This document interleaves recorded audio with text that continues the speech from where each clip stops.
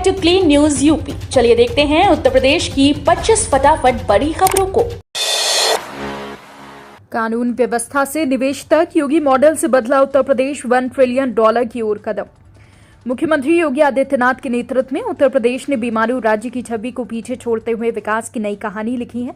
सख्त कानून व्यवस्था और जीरो टॉलरेंस नीति से अपराध पर अंकुश लगा, जिससे आमजन का भरोसा लौटा और निवेशकों को सुरक्षित माहौल मिला।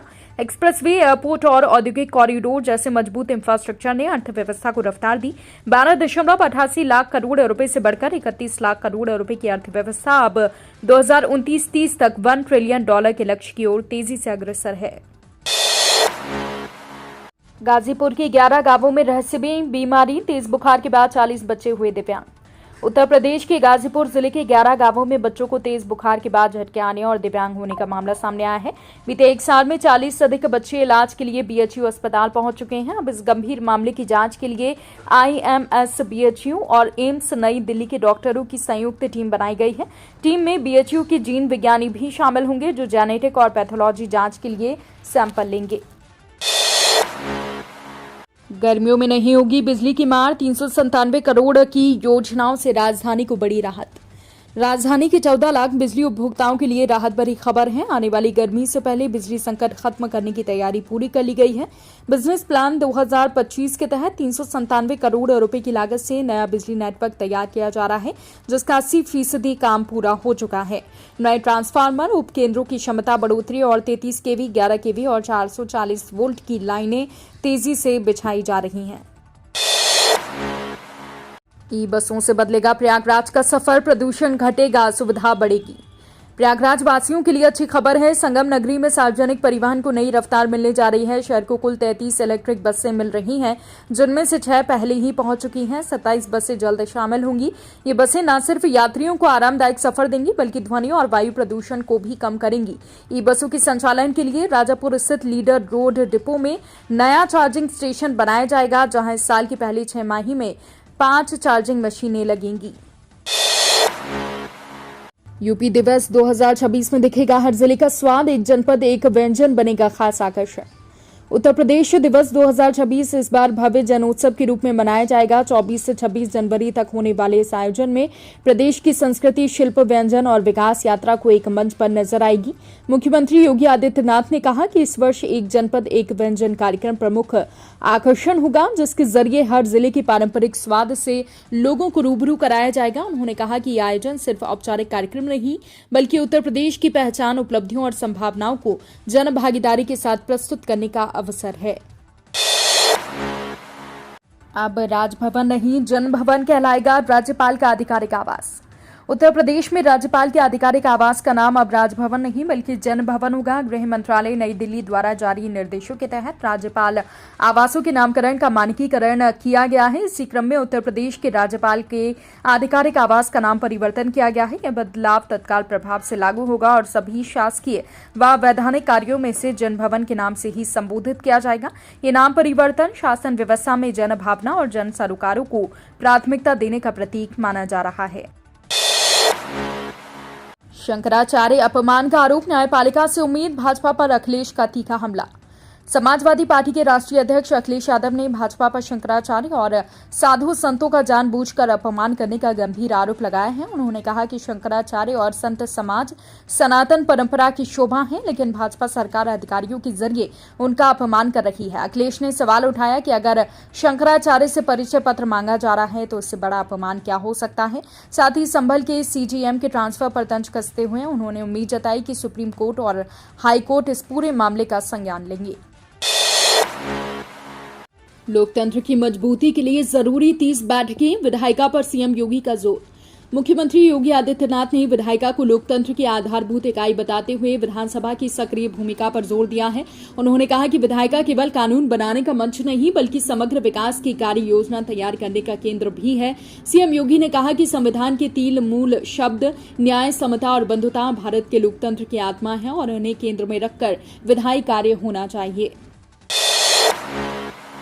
बाराबंकी देवा 4 लेन की तैयारी, लखनऊ से सीतापुर सफर होगा आसान।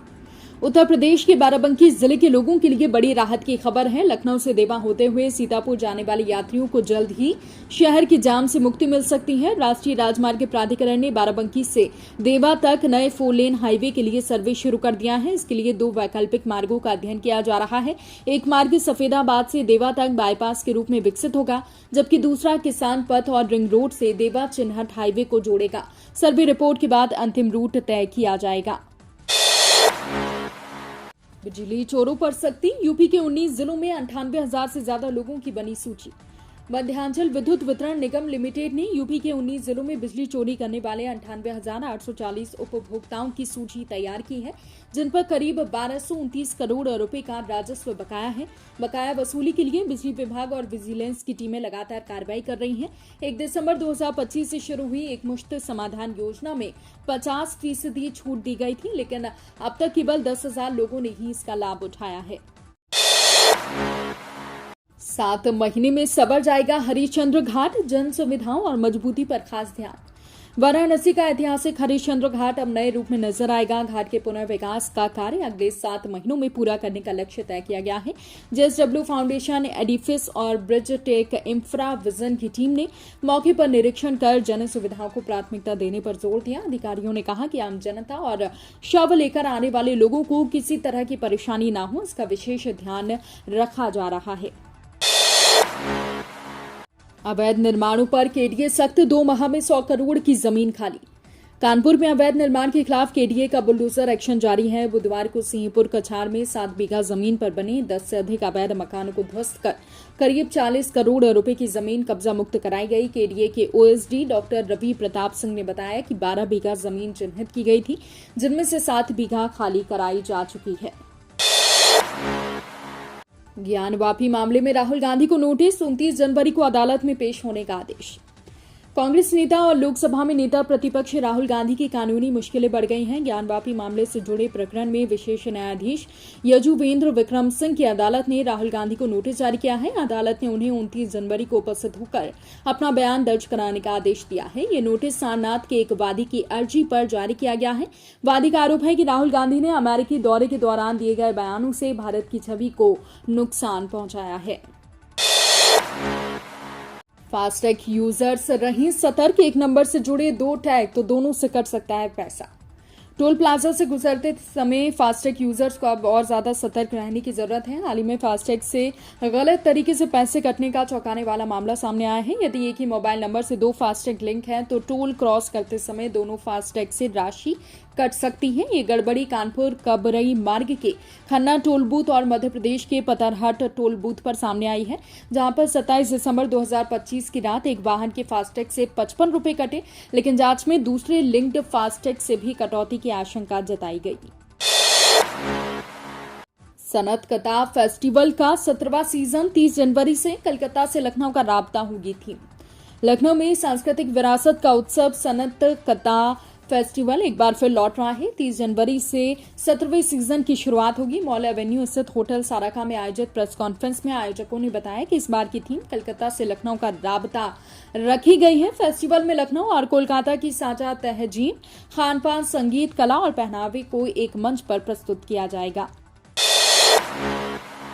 खीरी की गन्ना समितियों में करोड़ों का कीटनाशक एक्सपायर। डीसीओ सीतापुर करेंगे जांच। लखीमपुर खीरी की गन्ना समितियों में करोड़ों रुपए के उर्वरक और कीटनाशक एक्सपायर होने का मामला सामने आया है, जिससे विभाग में हड़कंप मच गया। उप गन्ना आयुक्त ने इस लापरवाही को गंभीर मानते हुए 2 लिपिकों को सीतापुर संबद्ध कर उनके खिलाफ जांच के आदेश दिए। इस पूरे प्रकरण की जांच अब डीसीओ सीतापुर रत्नेश्वर त्रिपाठी करेंगे, जिन्हें 7 कार्य दिवस में जांच रिपोर्ट सौंपनी है। यूपी में 23, 25 और 26 जनवरी को स्कूलों में छुट्टी। छात्रों और शिक्षकों को मिली बड़ी राहत। उत्तर प्रदेश के छात्रों और उनके अभिभावकों के लिए जनवरी के अंतिम सप्ताह में बड़ी राहत भरी खबर है। राज्य के परिषदीय प्राथमिक, उच्च प्राथमिक और सहायता प्राप्त स्कूलों में 23, 25 और 26 जनवरी को अवकाश घोषित किया गया है। इन तीनों दिनों स्कूल पूरी तरह बंद रहेंगे, नियमित पढ़ाई नहीं होगी। यह निर्णय उत्तर प्रदेश बेसिक शिक्षा विभाग की अवकाश सूची के अनुसार लिया गया है। इसका लाभ शिक्षकों, विद्यालय कर्मचारियों को भी मिलेगा। राम मंदिर प्राण प्रतिष्ठा के 2 साल पूरे। 14 अन्य मंदिरों के साथ बना विराट परिसर। आज 22 जनवरी को राम मंदिर की प्राण प्रतिष्ठा के 2 साल पूरे हो गए हैं। 2 साल पहले जिस ऐतिहासिक अनुष्ठान के साथ ये सपना साकार हुआ था, आज वो भव्य रूप में देश दुनिया के सामने खड़ा है। 2 वर्षों में मुख्य मंदिर का निर्माण पूरा होने के साथ ही राम जन्मभूमि परिसर में 14 अन्य मंदिरों का निर्माण हुआ, जिससे एक विशाल धार्मिक और सांस्कृतिक परिसर बन चुका है। अयोध्या में ये स्थल आस्था, संघर्ष और संकल्प का प्रतीक बन चुका है। प्रयागराज में वायुसेना का ट्रेनी विमान क्रैश, तालाब में हुई इमरजेंसी लैंडिंग, दोनों पायलट सुरक्षित। प्रयागराज में बुधवार दोपहर एक बड़ा विमान हादसा टल गया। भारतीय वायुसेना का 2 सीटर माइक्रो लाइट एयरक्राफ्ट तकनीकी खराबी के कारण अनियंत्रित हो गया और केपी कॉलेज के पास जलकुंभी से भरे तालाब में इमरजेंसी लैंडिंग कराई गई। विमान M116 सुबह लगभग 11:30 बजे बमरौली एयरफोर्स स्टेशन से नियमित उड़ान भरकर प्रशिक्षण पर था। हादसे में किसी प्रकार का जानमाल का नुकसान नहीं हुआ। चांदी ने तोड़े रिकॉर्ड, बरेली में कीमत 3.21 लाख के पार, सोने के दाम भी बढ़े। सहालक के पहले सराफा बाजार में चांदी की चमक ने नया रिकॉर्ड बना दिया है। बरेली में चांदी की कीमतों ने पुराने सभी रिकॉर्ड तोड़ते हुए 3.21 लाख रुपए प्रति किलो के पार पहुंच गई है। बुधवार को चांदी के भाव 3,21,500 रुपए प्रति किलो दर्ज किए गए। इस दौरान सोना भी 1,61,000 रुपए पर पहुंच गया। मल्टी कमोडिटी एक्सचेंज पर आई इस तेजी का असर स्थानीय बाजार में दिखा। डिजिटल पंचायत की ओर यूपी, 57,000 गांवों तक पहुंचेगी आधार सुविधा।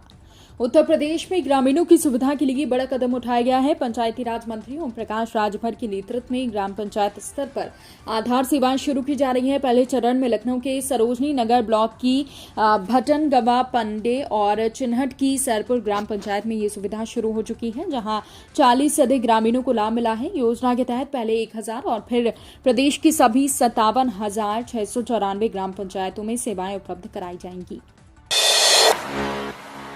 28 से 31 जनवरी तक रेल सफर प्रभावित, कई ट्रेनें रद्द, जालंधर सिटी यार्ड में मरम्मत। रेल यात्रियों के लिए अहम सूचना, 28 से 31 जनवरी तक जालंधर सिटी यार्ड में पुल संख्या 28 के पुराने गार्डरों को हटाकर नए स्लैब लगाए जाएंगे। इस मरम्मत के लिए रेलवे को ट्रैफिक ओवरहेड इलेक्ट्रिक ब्लॉक लेना पड़ेगा, जिससे इस अवधि में सहारनपुर समेत कई रूटों पर रेल यातायात प्रभावित रहेगा। रेलवे ने कई ट्रेनों को रद्द कर दिया है और कुछ को वैकल्पिक मार्गों से चलाया जाएगा। सुप्रीम कोर्ट के निर्देश पर यूपी में पहला एबीसी सेंटर, कुत्तों का डिजिटल रजिस्ट्रेशन। सुप्रीम कोर्ट के निर्देश के बाद उत्तर प्रदेश में आवारा कुत्तों के लिए पहला एबीसी सेंटर नाम में बन रहा है। इस सेंटर का उद्देश्य कुत्तों की संख्या नियंत्रित करने के साथ उनके इलाज, टीकाकरण और पहचान को डिजिटल रूप से करना है। माइक्रोचिपिंग से हर कुत्ते का पूरा ब्यौरा एक क्लिक पर उपलब्ध होगा, जिससे रेबीज जैसी बीमारियों का खतरा कम होगा और मानव वन्य जीव संघर्ष भी घटेगा। काटने वाले कुत्तों के लिए भी विशेष नियम बनाए गए हैं। मार्च तक बकाया जमा नहीं किया तो बैंक खाते होंगे सीज, बिल्डरों को 100 करोड़ वसूली का अल्टीमेटम। रियल एस्टेट नियामक प्राधिकरण के आरसी जारी होने के बाद कई बिल्डर 100 करोड़ रुपए के बकाया का भुगतान नहीं कर रहे हैं। बार बार नोटिस के बावजूद प्रशासन वसूली में सफल नहीं हो पाया है। अब प्रशासन ने सख्त कदम उठाते हुए सभी बिल्डरों को मार्च तक बकाया जमा करने का अल्टीमेटम दिया है।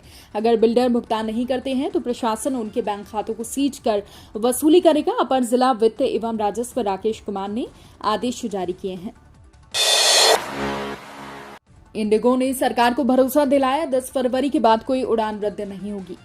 देश की सबसे बड़ी एयरलाइन इंडिगो ने नागरिक उड्डयन महानिदेशालय को आश्वासन दिया है कि 10 फरवरी 2026 के बाद उसकी कोई उड़ान रद्द नहीं होगी। कंपनी ने यह भरोसा इस आधार पर दिया है कि उसके पास नियमित उड़ानों के हिसाब से पर्याप्त पायलट और क्रू मौजूद हैं। इंडिगो का दावा है कि आवश्यकता अनुसार उससे अधिक पायलट उपलब्ध हैं। डीजीसीए की जानकारी के अनुसार 10 फरवरी को इंडिगो की कुल 4,330 पायलटों की जरूरत होगी, जबकि उसके पास 4,640 पायलट होंगे। पश्चिमी विक्षोभ से मौसम में बदलाव, आज बारिश की संभावना। प्रदेश में कोहरे की समस्या कम होने से ठंड में राहत मिली है, लेकिन मौसम फिर बदलने जा रहा है। मौसम विभाग ने बताया कि अगले 48 घंटे में तापमान में थोड़ी गिरावट के बाद 2 पश्चिमी विक्षोभ सक्रिय होंगे। इनके प्रभाव से आज प्रदेश में बारिश की संभावना बन रही है। ये गतिविधि सबसे पहले पश्चिमी उत्तर प्रदेश से शुरू होगी, जहां गुरुवार को हल्की बारिश हो सकती है। मौसम वैज्ञानिक अतुल कुमार सिंह ने बताया कि पश्चिमी विक्षोभ के गुजरने के बाद हवा की दिशा बदलेगी। तो ये थी आज की 25 फटाफट बड़ी खबरें। अगर आपको न्यूज पसंद आई हो तो वीडियो को लाइक और शेयर जरूर करें। धन्यवाद।